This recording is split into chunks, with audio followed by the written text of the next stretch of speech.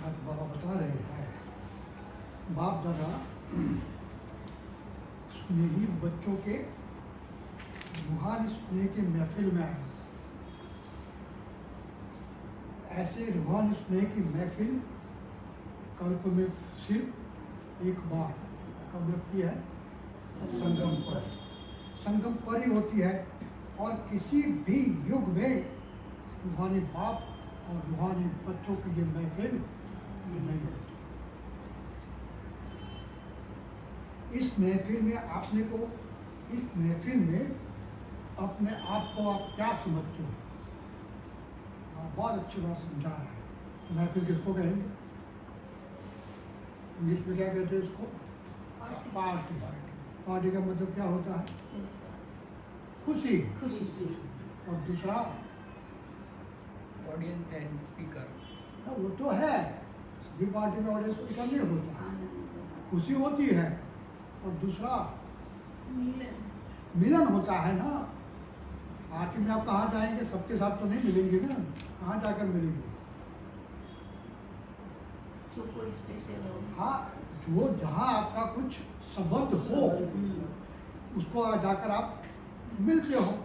तो बाबा यही कह रहा है, यही पार्टी है किसकी? बाप और बच्चों की। ये पार्टी सिर्फ 5000 साल में की बार होती है। कौन मिलने आता है? स्वयं भगवान मिलने आता है। किस रूप में? बाप के रूप में। तो मिलन किसका है? बाप और बच्चों का। इससे ऊपर कोई मिलन हो नहीं सकता। वो तो वहाँ वो पार्टी क्या है? जिसको नहीं है ना। इसमें तो हम जिसको मिलते हैं उनको कहाँ तक याद करते हैं? पार्टी तक। बराबर। तो ये दोनों में इतना डिफरेंस है। बराबर। यहाँ बाप खुद आते हैं, हम नहीं जाते हैं। पार्टी हमारी है और ऊपर से वो आता है। किस संबंध से आता है? बाप और बच्चों के संबंध में। तो बाबा कहते हैं इस महफिल में अपने आप को आप क्या समझते हो? पद्मा पदम पति भाग्यशाली समझते हो? बराबर। जिसको मिलने के लिए परमात्मा को खुद यहाँ आना पड़ता है। ऐसा श्रेष्ठ भाग्य जो स्वयं ऑलमाइटी अथॉरिटी बाप बच्चों का वर्णन करते हैं। और तुम्हारा कितना बड़ा भाग्य है। ऐसे भाग्यशाली बच्चों को देख बाप सदा हर्षित होते हैं। तो सोचो, ऐसा भाग्य दुनिया में दूसरा किसी का हो सकता है? दुनिया तो वो पार्टी में जाती है ना, और हम कौन सी पार्टी में जाते हैं? परमात्मा की पार्टी। बराबर। क्या मिलता है? खुशी और याद और अविनाशी चीजें मिलती है। वो पार्टी में खाया और भूल गए। लेकिन यहाँ तो हमें अविनाशी बाप मिला है, तो उसके द्वारा जो भी चीजें मिलती है वो भी अविनाशी। कहाँ तक? 5000 साल तक। ऐसे तो 21 जन्म, लेकिन वो तो पूरे कल तक चलती है। तो सोचो, ऐसा भाग्य दूसरा किसी का हो सकता है? तो भाग्य को सिमरण करते ही बाप की सुमिरन याद आ जाती है। इतना ऊंचा भाग्य, इतना ऊंचा भाग्य जो हमारे सिवा किसी को मिल नहीं सकता। तो इतना ऊंचा भाग्य जिसका कलयुग के अंत में भी भक्त लोग सिमरण करते हैं। એ વખત તમે કીધું હતું ને બ્રાહ્મણોનું કે બાબા હા. કે તમારા નામથી હજી ધંધો ચાલે છે. ચાલે છે. તો અમે હમણાં ગયા ને એક વ્યસનમાં ત્યારે મને યાદ આવ્યું કે ખરેખર वही है ना बाबा, आपकी निशानियाँ कितनी है। वो सेवा का पाठ है, हमारा सेवा का फल है। हम तो लेते ही है, लेकिन हमारे नाम से भी दूसरी आत्माएं अपना पालन पोषण करती है। और ये ईश्वरीय मशीनरी है, इसकी इतनी वैल्यू है। जहाँ जहाँ बाप के काम में आप मददगार होंगे आपको तो फल मिलेगा ही, लेकिन आपके साथ अन्य आत्माएं भी प्राप्त करेगी। बाबा यही कह रहे हैं इतना ऊंचा भाग्य जिसका कलयुग के अंत में भी सुमिरन करने वाले भक्त अपने को भाग्यशाली समझते हैं। ऐसा श्रेष्ठ भाग्य के अनुभव के अंजलि के लिए सारी दुनिया तड़पती है। भगवान के साथ रहना किसी को पसंद नहीं होगा। किसी को जाकर पूछो कि भगवान के साथ रहना है तो सोचेगा हाँ या ना कहूँ, या घर जाकर पूछूं नहीं। तुरंत था। बराबर कितना बड़ा भाग्य, आप सदा किसके साथ रहते हो? वो तो रहता ही आपके साथ, आप बल रहो न रहो, लेकिन उसकी तो फर्ज है ना, उसका तो रोल ही बाप का है, वो तो रहेगा ही। तो बाबा कहते हैं तो देखो दुनिया में ऐसे श्रेष्ठ भाग्य के लिए कितने तड़पते हैं। ऐसे भाग्य, तुम इतने भाग्यशाली हो जिनके नाम से ही दूसरों के जीवन सफल हो जाते हैं। बराबर, भक्ति किसकी करते हैं? भगत लोग भक्ति किसकी करते हैं? देवता छोड़ो, हमारी देवता तो हम नहीं है क्या? नहीं, इतना अंदर होना चाहिए बाबा, इसलिए तो सब पैराग्राफ चलाते हैं ना। भाई तुम ही हो, तुम्हारे सिवा तो मेरे पास दूसरा कोई है नहीं जिसको मैं सत्युग में ले जाकर देवता बनाऊं। एक तुम ही हो। तो बाबा कहते हैं भक्त भी आपका नाम सिमरण कर अपने जीवन को धन्य अनुभव करते हैं। तो सोचो अब आपका भाग्य कितना बड़ा है। सदैव अपने को इतना भाग्यशाली समझते हो। भाग्यशाली अर्थात सिंपल लैंग्वेज में परमात्मा के साथ रहना उत्तम भाग्य है, जिसके लिए हमने भी भक्ति में बहुत फिर भी प्राप्त कुछ नहीं हुआ। और यहाँ कुछ भी नहीं किया, फिर भी पूरी सामने से परमात्मा मिल गया।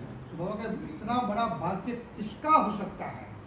तो अपने आप को इतना भाग्यशाली समझते हो तो सोचो आपका कितना बड़ा भाग्य है। बड़े से बड़ा आपका ब्राह्मण कुल है। बाबा धीरे धीरे आगे ले जाते हैं। मैं तो हूँ ही, लेकिन इसके साथ आपको कुल भी क्या दिया है? ब्राह्मण कुल अर्थात ऊंचा कुल अर्थात ऊंचा तो शब्द है ना, प्रैक्टिकल में ऊंचा अर्थात क्या? शुद्ध पवित्र देवता समान और रॉयल और पूजनीय। हाँ, वो तो शब्द है ना। मैं अपने आप को ब्राह्मण कुल का कैसे समझता हूँ? ईश्वरीय बच्चे हैं। चेहरे और कलश।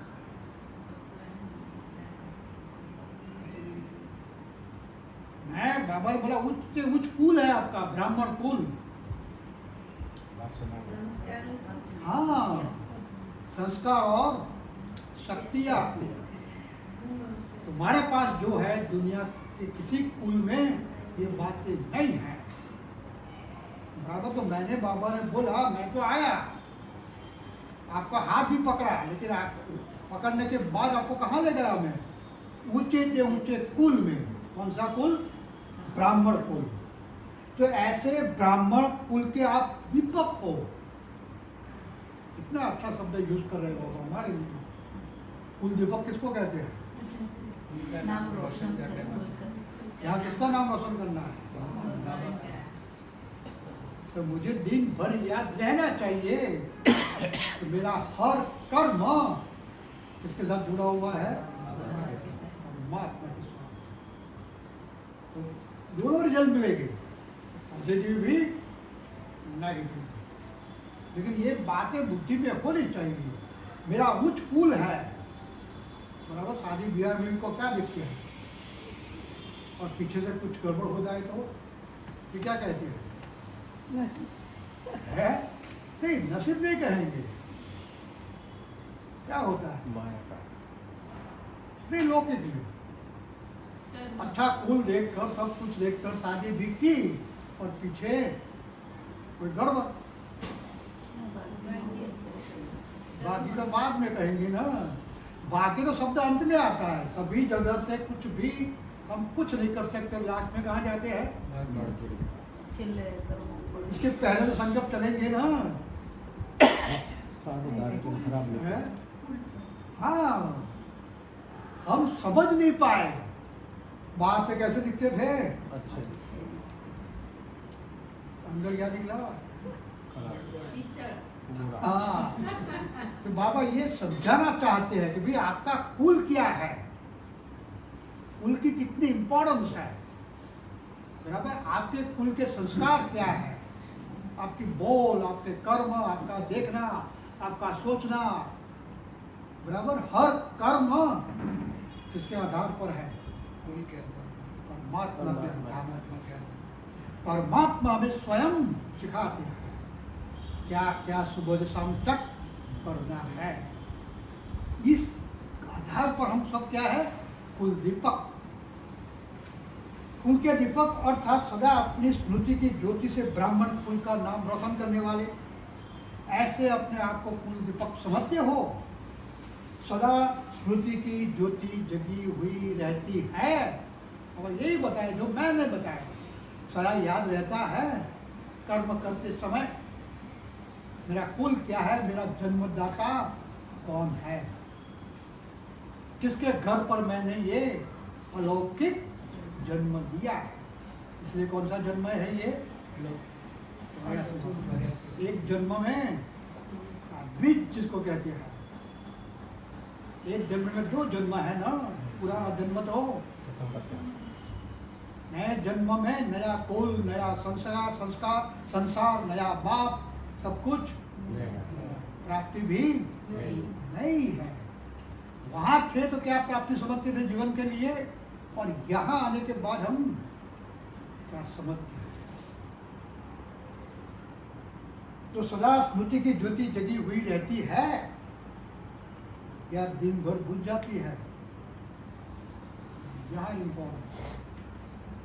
दिन भर हम हमारा हर दिन कैसे पास करते हैं? लौकिक कुल याद आता है या अलौकिक कुल में रहते हैं? क्या कहेंगे? उर्दू है वो क्या उर्दू नहीं समझना है। लौकिक कुल माना क्या, अलौकिक कुल माना क्या। दिन भर हम किस स्मृति में रहते हैं? बाबा ये कहते स्मृति में रहते हो। लौकिक कुल माना शरीर और शरीर के संबंध। दिन भर हम ऐसे ही रहते हैं ना। बाबा ने कहा बिठा दिया मुझे अलौकिक ब्राह्मण कुल, अर्थात मेरी दृष्टि ही अब बदल जाती है। हाँ, दुनिया के लिए मैं बाप हूँ, लेकिन मैं अपने लिए बच्चों के सामने क्या हूँ? बोलो बोलो। हाँ, दिन भर याद रहता है। बाबा यही समझाना चाहते हैं कि बच्चे मैंने कहाँ बिठाया है आपको। और जगती है ना, उसके लिए कोई टाइम फिक्स नहीं है, वो तो रूपक है। दुनिया तो नहीं जान रही, इसमें स्थूल जोत जगा देते हैं। तो अगर स्थूल जोत जगाने से क्या हो, किसी को फायदा मिलेगा क्या? परमात्मा के लिए जगाते हैं, उसकी तो जरूरत ही नहीं है, तो जगाने इसके लिए है। खुद की जोत जगनी चाहिए ना। तो यही समझना है कि मेरी जोत दिन भर जगती हुई है या बुझ जाती है। बाबा ये बताते हैं कि सारा दिन बुझी हुई रहती है, तो बुझ तो नहीं जाती। तब अखंड जोत का मतलब क्या है? वो कभी बुझने वाली नहीं। जब से मैं यहाँ आया तब से लेकर मेरा शरीर छूटे तब तक मेरी जोत जगती रहेगी। क्या दिखेगा मुझे, क्या सुनाई देगा, क्या मैं सोचूंगा, क्या मैं बोलूंगा, कर्म क्या करूंगा? अब जोत जगी हुई है तो सब कुछ स्वयं स्पष्ट दिखता है। संबंध भी क्या है, कर्म भी क्या है, दृष्टि क्या है, सोच क्या है, बोल क्या है, सब कुछ मुझे पता है। प्रॉब्लम कहाँ है? पता तो सब कुछ है, भूल गया। डिफिकल्टी क्या है?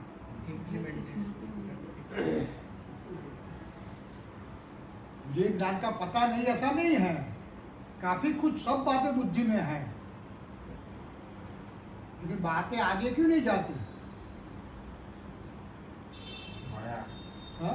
पुराने संस्कार। माया कहाँ है? आपको कल से दृष्टि बदलनी है तो इस माया क्या करेगी? वहां माया नहीं है, वहां तो आपका निश्चय नहीं है, इतनी हिम्मत नहीं है। टेंशन नहीं। अटेंशन तो है, लेकिन कर नहीं सकते ना। सब कुछ पता है, बेटे को बेटे के रूप में नहीं देखा, पता है। इसमें माया क्या करेगी? क्यों निश्चय नहीं है? क्यों इतनी हिम्मत नहीं है? ब्रह्मा ने तो फट से सब कुछ छोड़ दिया, तब तो इतनी क्वालिटी भी नहीं थी, कुछ नहीं था, फिर भी छोड़ा तो पाया। हम क्या करते हैं? पाना चाहते हैं, लेकिन छोड़ना चाहते हैं। क्यों? लालच। वो नहीं, निश्चय नहीं है, वो अलग है। निश्चय है तो फिर मोह हो ही नहीं सकता। निश्चय में कमी है ना, और निश्चय में कमी भी क्यों है? बात की असली पहचान मेरे पास नहीं है। जिसके पास असली पहचान होती तो क्या करता? नरेंद्र मोदी हमारा कोई रिलेटिव हो तुम्हारा सुधार है?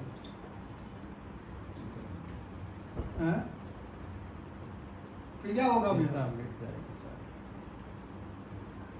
कारण क्या? करेक्शन। और इतना निश्चय मेरे में नहीं है कि परमात्मा क्या है, कौन है, कैसा है, क्या कर सकता है, क्या नहीं। शब्दों में पता है, प्रैक्टिकल रूप में हम कर नहीं सकते।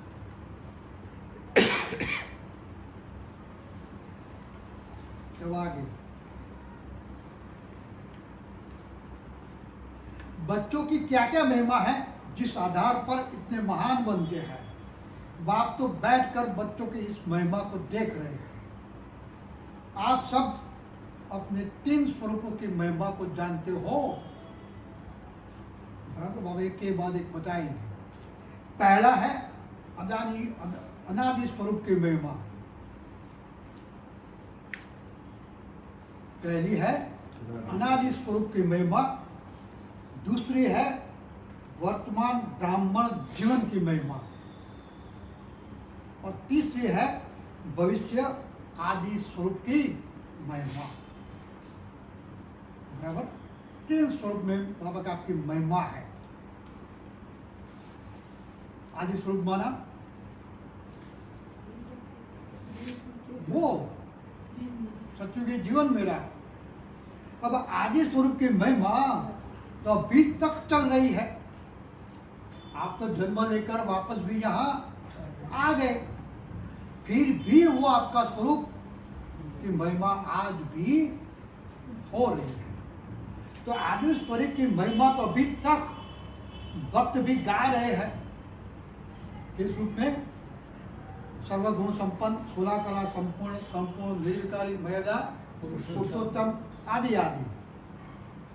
अब ये महिमा किसकी है? किसकी है?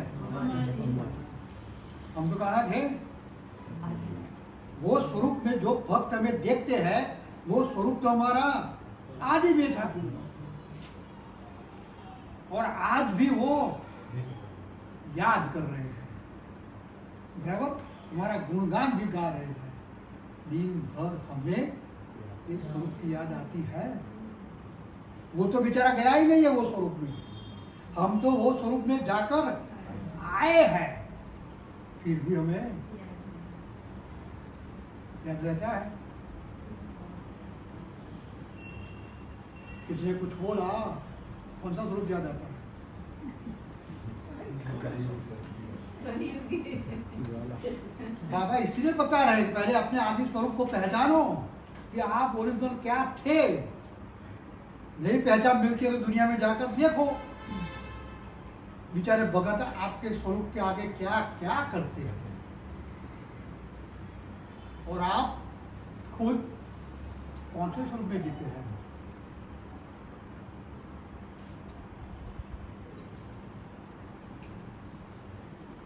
तो कितनी भक्त गुणगान गा रहे हैं। यह महिमा है अंतिम फरिश्ते स्वरूप की, अर्थात भविष्य आदि स्वरूप की। जैसे ब्रह्मा को बार बार कौन याद रहता है? विष्णु स्वरूप नारायण। नारायण।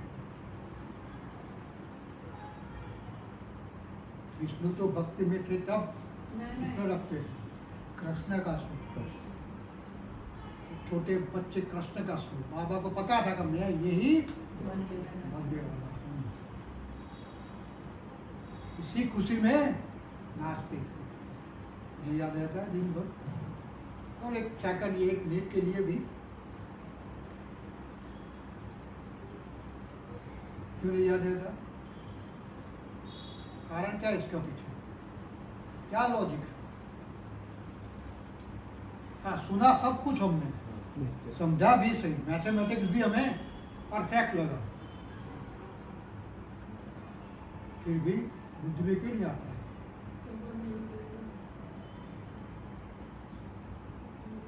निश्चय। फिर हम तो वहां से आए हैं ना।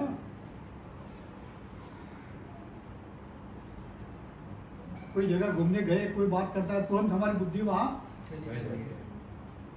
पिक्चर क्लियर हो जाता है ना। तो आज हमारी बुद्धि में ये बातें क्यों नहीं आती? बाबा विचार बोल, लक्ष्मी नारायण का फोटो सामने रखो, फिर भी चारों ओर फोटो रख दो, फिर भी क्या होगा?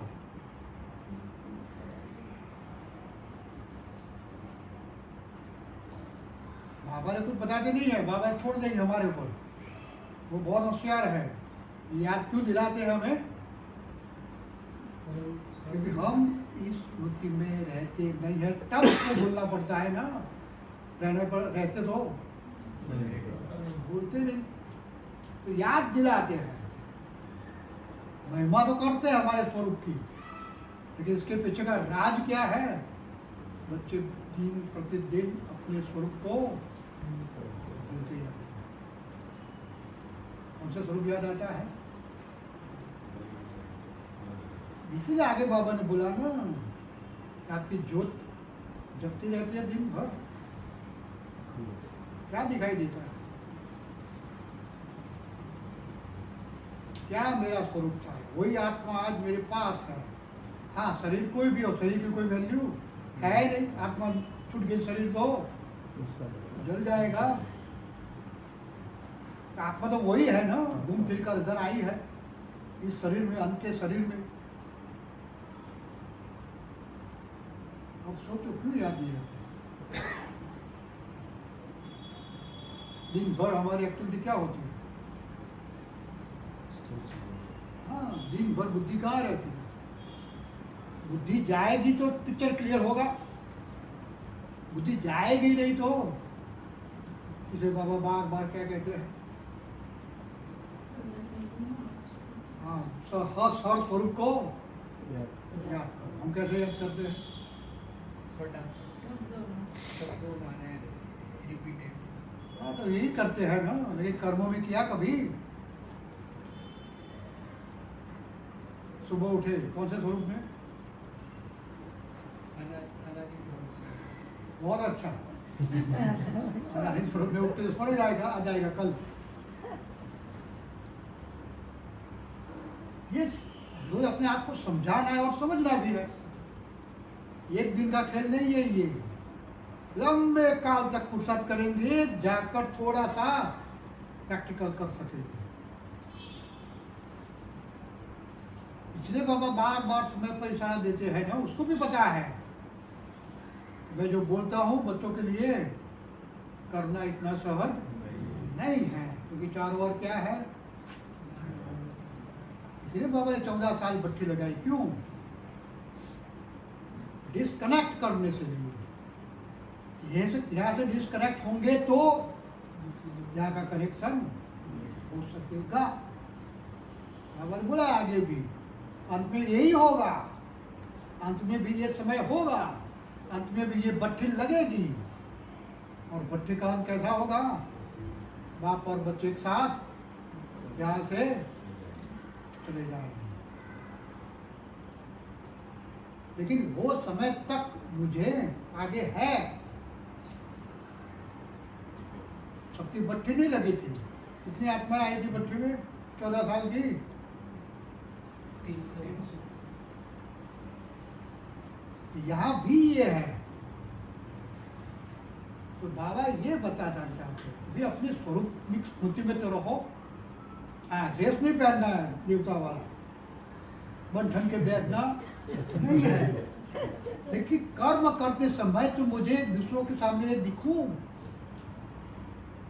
बोलते समय, कर्म करते समय, किसी की बातें सुनते समय।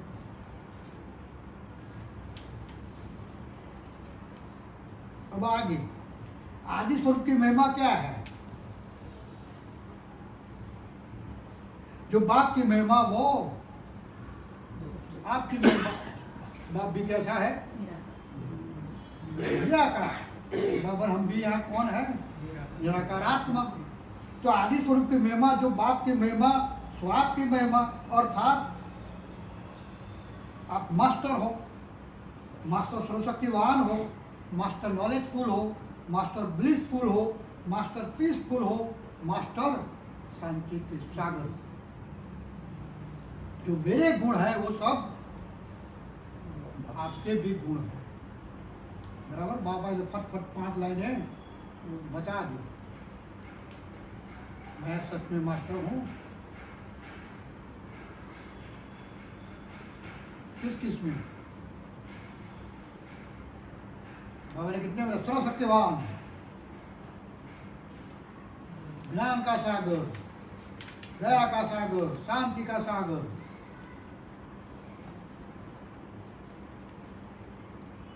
किस स्मृति में रहना है मुझे?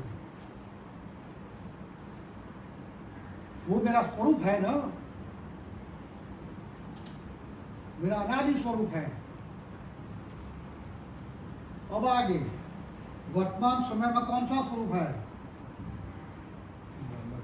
ब्राह्मण स्वरूप। अब ब्राह्मण जीवन के कितने आधार है?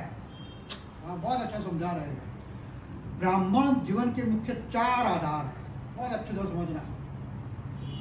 ब्राह्मण जीवन के मुख्य 4 आधार है।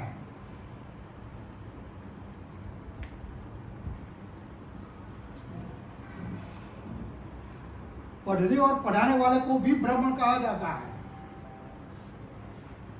ब्राह्मण जीवन अर्थात गॉडली स्टूडेंट लाइफ।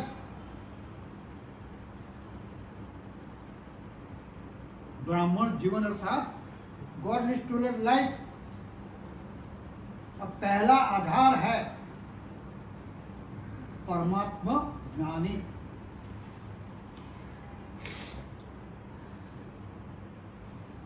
मेरा जीवन का पहला आधार कौन सा होना चाहिए? परमात्मा ज्ञानी अर्थात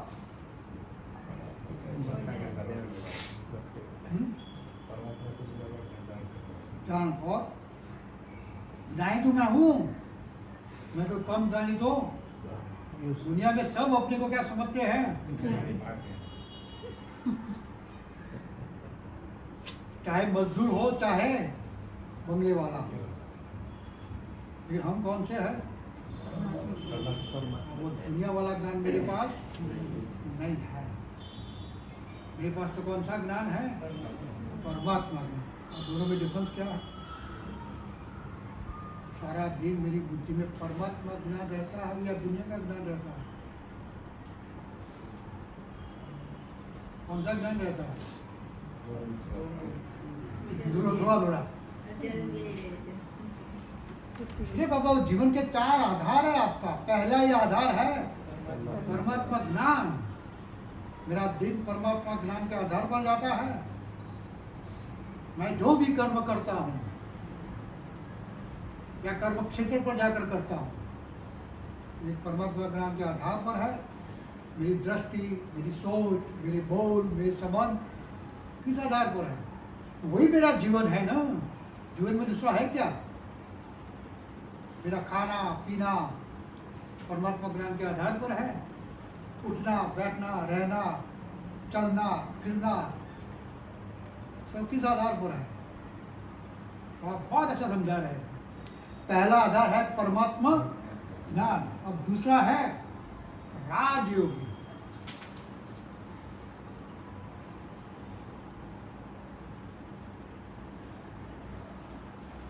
जीवन का दूसरा आधार कौन सा है? राजयोगी। और साथ योगी किसको कहेंगे?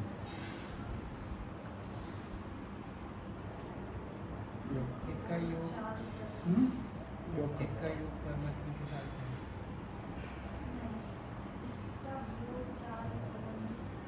सिर्फ एक शब्द में मेरा जीवन का आधार राजयोग है। बराबर, योग शब्द है। योगी अर्थात क्या? उनको जीवन में लाभ करता है। जरा और आगे। निश्चय बुद्धि वाला। हाँ हाँ, और डिसिप्लिन लाइफ। निश्चय बुद्धि। दुनिया में योगी शब्द बहुत है ना, नाम बुद्धि जुड़ी हुई है बाप से। कहाँ से आया योगी नाम?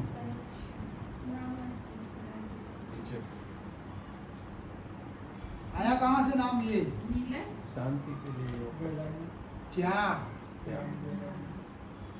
योगी की पहली डेफिनेशन है त्याग। बिना त्याग तो राजयोग कहाँ से होगा? दिन भर मुझे कौन सी चीजों का त्याग करना है? इसीलिए बाबा ने पहले वो शब्द याद किए ना, परमात्मा ज्ञान के आधार पर जीवन चलता है।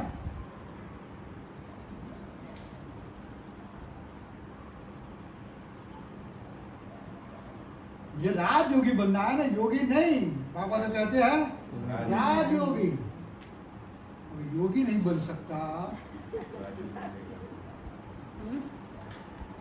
क्या त्याग करता हूं मैं दिन भर? आज का दिन गया, क्या त्याग किया मैंने? स्थूल चीजों की बातें है ही नहीं यहाँ। हाँ, शुरुआत वहां से होगी, इसका आधार मुझे लेना है, लेकिन ये इसका इम्पोर्टेंस नहीं है। यहाँ मुझे त्याग किस बात का करना है? देह और देह के समर्पण। व्यर्थ का त्याग। देह और देह के समर्पण। हाँ, और आगे सही है। और आगे विकारों का त्याग मैंने किया, करना है। एक दिन में तो होगा ही नहीं। शुरुआत तो स्थूल चीजों से करनी पड़ेगी ना, तब जाकर सूक्ष्म त्याग कर मैं खड़ा रह पाऊंगा। प्लेटफॉर्म तो बनाना पड़ेगा ना पहले। ये प्लेटफॉर्म तो मेरे लिए स्थूल त्याग से शुरू होता है ना। इसलिए ब्राह्मण ने बाबा ने सिस्टम शुरू की है ना कि कपड़े कपड़े सफेद पहनो। क्यों? कपड़े से कुछ होने वाला नहीं है, उसको भी पता है। सफेद कपड़े पहनने से हम योगी नहीं बन जाएंगे।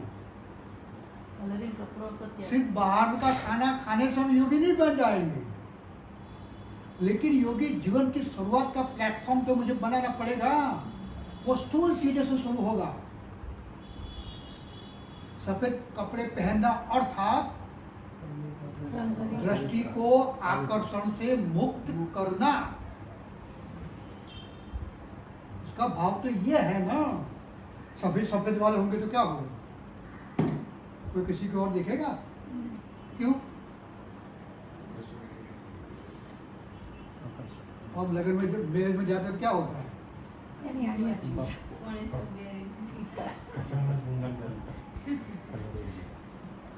बार जाए શું પહેર્યું છે, જે છે એને શું પહેર્યું છે, કઈ ડિઝાઇન છે, કઈ ફેશન છે, કયું લેટેસ્ટ આ તે બુદ્ધિ कहाँ रहती है? हाँ, तो ये त्याग की निशानी है ना। सफेद कपड़े पहनने से मुझे कोई प्राप्ति होने वाली नहीं है। सिर्फ बाहर का खाना नहीं खाने से मुझे मैं राजयोगी नहीं बन जाऊंगा। लेकिन ये प्लेटफॉर्म है। त्याग की शुरुआत में करता हूँ ना, स्थूल चीजों से लेकर धीमे धीमे मैं सूक्ष्म हो जाता हूँ। अब सूक्ष्म में मेरी दृष्टि क्या है? आज दृष्टि से कौन सा त्याग करना है मुझे? आकर्षण है। हाँ, कर्मेंद्रिय है ना सब। कान है, मुख है, दृष्टि है, बुद्धि है, सोच है, समझ है, सबको त्याग करना है, तब जाकर राजयोगी बन सकेंगे ना। वो तो मेरा जीवन का आधार है, फंडामेंटल है मेरा। इसके सिवा तो ब्राह्मण जीवन की कोई वैल्यू ही नहीं है। नहीं, वो ब्राह्मण और हम ब्राह्मण में कोई डिफरेंस है ही नहीं। इसलिए बाबा ने बोला आपका कुल तो कितना बड़ा है, किस आधार पर? खाली त्याग के आधार पर। मैंने क्या त्याग किया? आज का दिन पूरा हुआ, किन किन चीजों का मैंने त्याग किया, कहाँ कहाँ मेरी बुद्धि गई, नहीं जानी थी फिर भी ये दूसरा है। और तीसरा दिव्य गुणधारी, और बहुत आगे ले जाते हैं। दिव्य गुणधारी, अकेला गुणधारी नहीं। दिव्य का मतलब क्या होता है? मैं कीधु लगन में बहुत जाए कलरिंग, તમે સફેદ કપડા ટણા ટણી જાઓ તો શું થાય? નજરે क्या जाए? हाँ, कपड़ा में कसू नहीं, फिर भी दिव्य गुण, दिव्य दृष्टि वहां जाएगी ना। क्यों? क्यों? अलग जो एटमॉस्फेयर जो बना है इससे, वो चीज बिल्कुल अलग है। कोई एक्सपायर थी सूट बूट पहन के सुधा टीका बाद में नजर तो जाएगी ना, क्योंकि सफेद सफेद वाले सब है, इसमें वो गुणधारी ना दिव्य गुणधारी में अंतर है। यहाँ मुझे क्या बनना है? दिव्य गुणधारी। गुणों तो अनेक है, लेकिन मुझ में कौन से गुण चाहिए? दिव्य माना, अब दिव्य का अर्थ दूसरा, सामने वाले को सहज स्वरूप में दिखाई दे। सहज स्वरूप में कैसे दिखाई देगा? आपके पड़ोस में कोई रहने आया, बड़ा माँ आदमी सूट बूट पहन के गाड़ी में जाता है आता है, क्या करेंगे? पता पड़ेगा कैसा है? पता कब पड़ेगा? व्यवहार में आवश्यक है। बोल चल। सहज बात में जाएंगे तब पता पड़ेगा ना, बाहर के रूप से कैसा दिखता है। अंदर से है। तो मुझे सहज बातों में दिव्य गुणधारी बनना है। सहज बातें कौन सी होती है? उठना, बैठना, नहाना, बनाना, पीना। बात तो हम घर में करते हैं ना, यहाँ से जाएंगे बाद भी फिर भी करेंगे, दुनिया भी करती है, लेकिन दोनों की बातों में कोई अंतर है?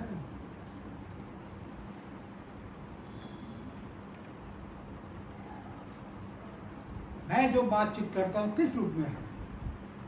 बाबा ने कौन से 4 शब्द बोला है? कम बोलो धीरे बोलो, हाँ बोलो। और चौथा,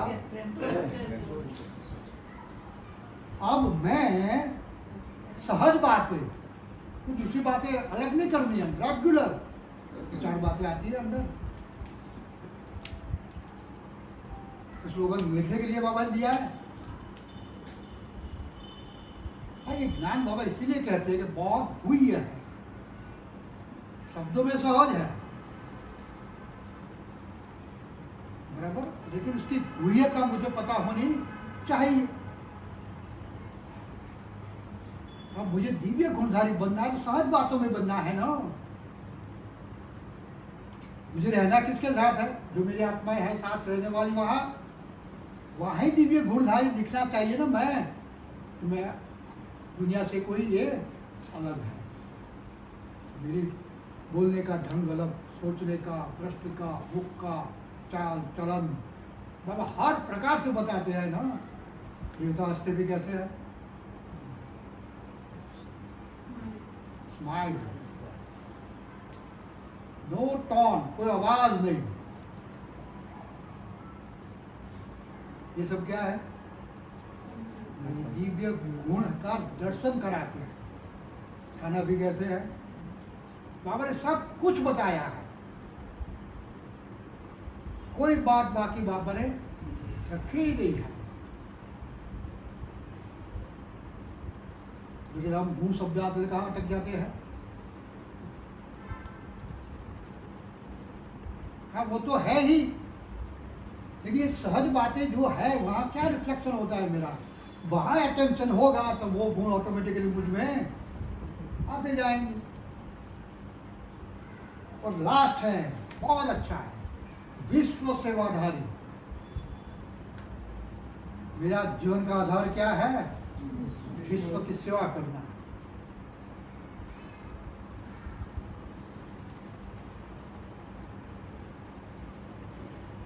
घर में कैसे रहता हूं मैं?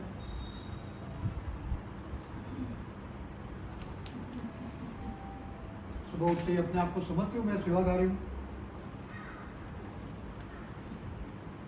क्या समझता हूँ मैं? માંડ બાબાના પચારીઓ ઉમદમાં આવી ગયો વળતર. मैं विश्व सेवाधारी हूँ। सेवाधारी की डेफिनेशन क्या है?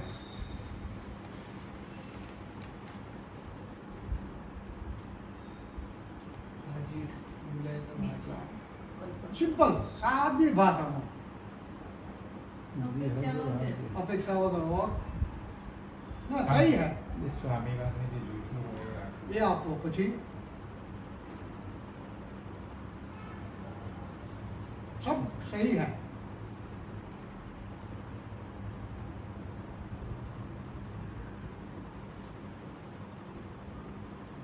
शांति से सेवा થાય. विश्व सेवाधारी क्या करेगा? दूसरों के लिए पहले सोचेगा, अपने लिए बाद में। मैं घर में क्या करता हूँ? जो भाई लोग है वो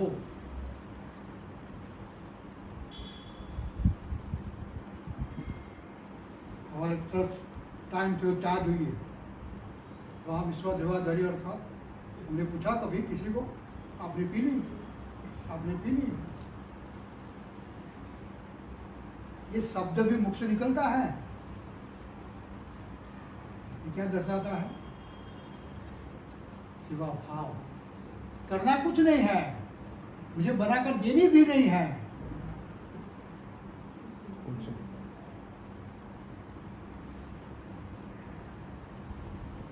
ये बातें मेरी बुद्धि में आती है, ये सूक्ष्म है ना, हम कर सकते हैं इतना। ये सब ने भोजन कर लिया, हम तो जाकर क्या करते हैं? टाइम हुआ नहीं, इसलिए पहले के जमाने में था ना, साथ मिलकर। क्यों? सिस्टम तो चली गई सब। सेवाधारी की डेफिनेशन अलग है, लेकिन तो प्राइमरी है बिल्कुल। छोटा बच्चा है ना, पहले किसका नाम पढ़ता है? शुरुआत कहाँ से होती है? माँ से या बाप से, और वो स्टेज पर रहना है। विश्व सेवाधारी की ये स्टेज है। रूप तो अलग है, वो तो आगे का रास्ता तो बहुत अलग है, लेकिन इतनी भी सोच मेरी बुद्धि में आती है। सेवाधारी का मतलब है दूसरों के लिए पहले सोचना, अपने लिए बाद में।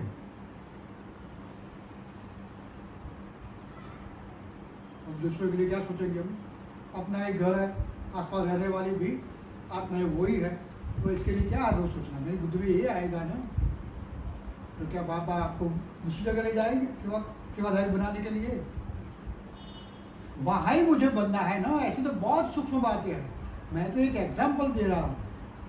ऐसी तो काफी बातें हैं, बहुत बातें हैं।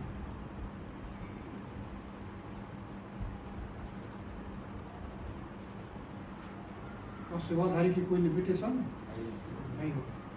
और लोग भी हमने क्या कर दिया है? इसके लिए ये काम, इसका क्यों? ये वाला ये नहीं कर सकता और ये वाला ये नहीं कर सकता? कर सकता है ना, हम करते हैं। हाँ, दूसरा मेरे लिए करे न करे ये सेवाधारी कभी नहीं सोचता।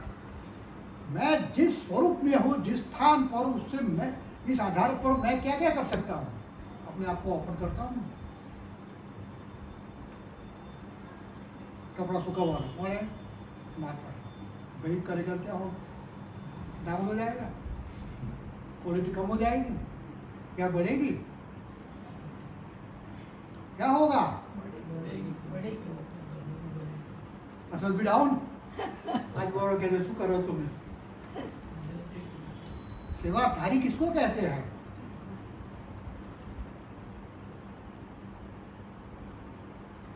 ऑफर करना है ना। कोई काम ऐसा नहीं है जो नहीं हो सकता। दुनिया में सब करते हैं ना। नौकर जाकर बेचारो जेंट्स ना करे, करते करेक्शन है, क्यों? वो क्यों करता है तो हम क्यों नहीं कर सकते? सेवाधारी का फायदा क्या है? बाबा ने सिस्टम क्यों रखी है? देवान मिलता है, इसीलिए सिस्टम बाबा ने क्रिएट करके रखी है। और हम क्या करते हैं? अब कर्मों में लेबल, ये काम किसका है? सेवाधारी का मतलब क्या? घर में क्या सेवा करेंगे आप? तो बाबा का जो वर्तमान जीवन ब्राह्मण का ये आधार है, चार। इस आधार पर जीवन जिएगा तो क्या होगा?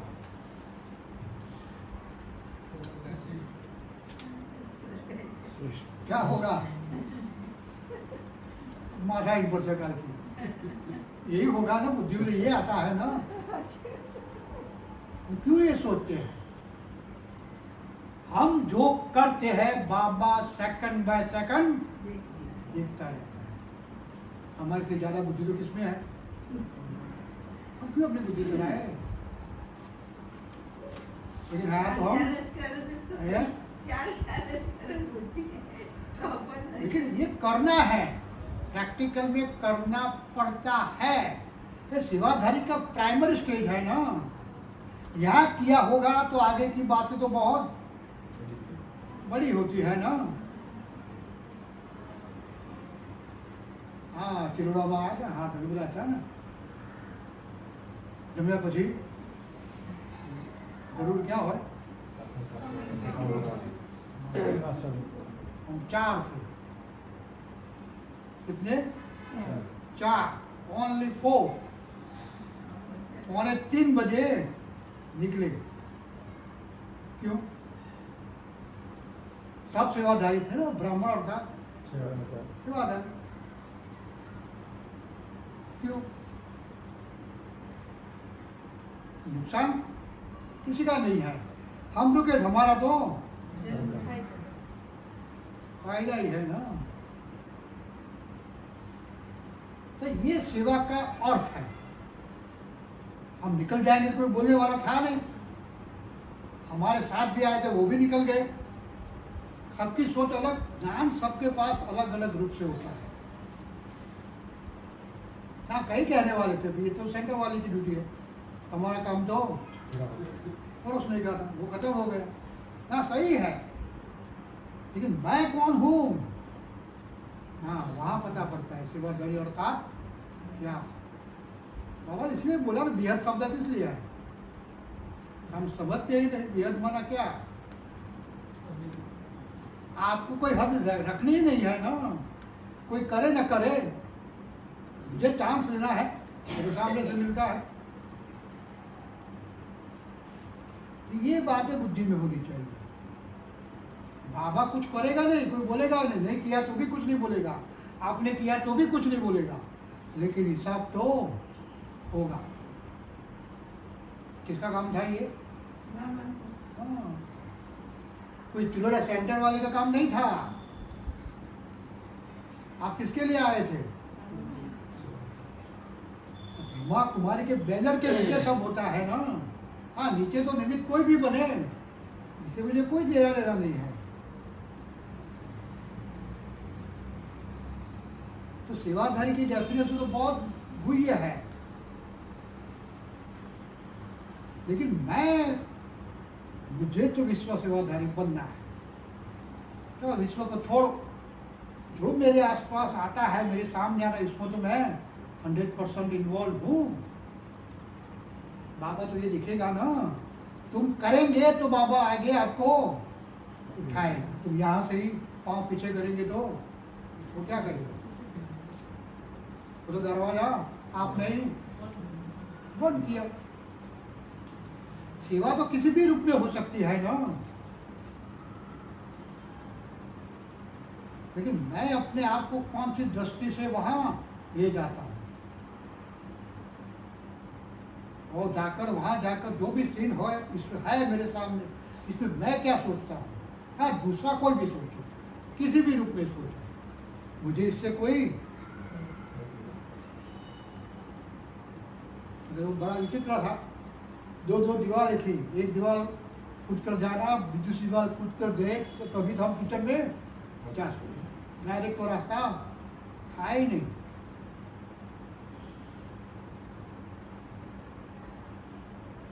तो बाबा कह रहे सेवा का फल लेना है तो सेवा होगी, और सेवा में विघ्न किस चीज का पड़ता है? स्वभाव संस्कार, हाँ? स्वभाव संस्कार, संकल्पों का।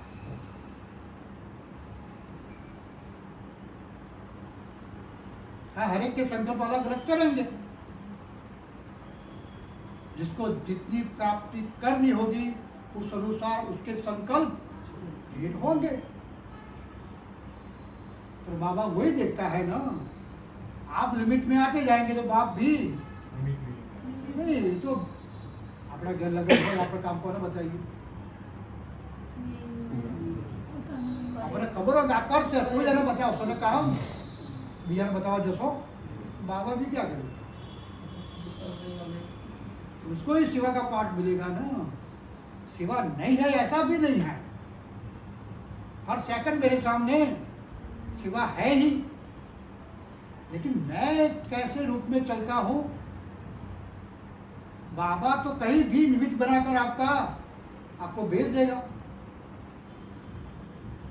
तो ऐसे बहुत सूक्ष्म में जाना है। ज्ञान तो बहुत है, ऊपर वाला ज्ञान भी है, गुह्य ज्ञान भी है, शब्द तो वही है, लेकिन हर शब्द को मैं कैसे धारण करता हूँ ये इम्पोर्टेंट है। अच्छा ओम।